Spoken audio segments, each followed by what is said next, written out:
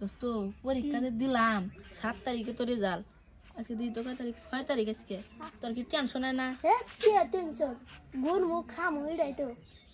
আমার খুব টেনশন হয়ে গেছে ফেল তো করমুই না ফেল করমু তাই কি আবার পরীক্ষা দিব আঙ্গাব্বা আমার পরীক্ষা পড়াশোনা নিয়ে যে চাপ দেয় আমার তো গলা শুকাই যাচ্ছে আর যাই টেনশন আমার ভালো থাকতেছে না আব্বারে কয়ে দে আগে আগে টেনশন মুক্তি আমি আল্লাহ ভরসা কইয়া দে যাই ড্যাডি শুনো কিসে আমার তো চিন্তায় ভালো থাকতেছে না কে তোর আবার কিসে চিন্তা 7 তারিখে রেজাল্ট দিব রেজাল্ট দিব ভালো কথা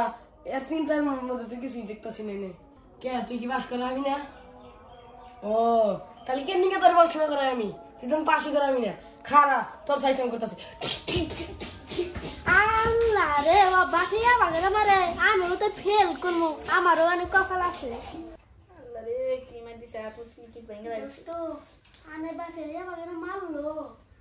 আমি তো ডরাই গেছি গে আমি তো আমারে উঠতে দিয়ে নেবনি আরে দোস্ত কি মার গেছে দোস্ত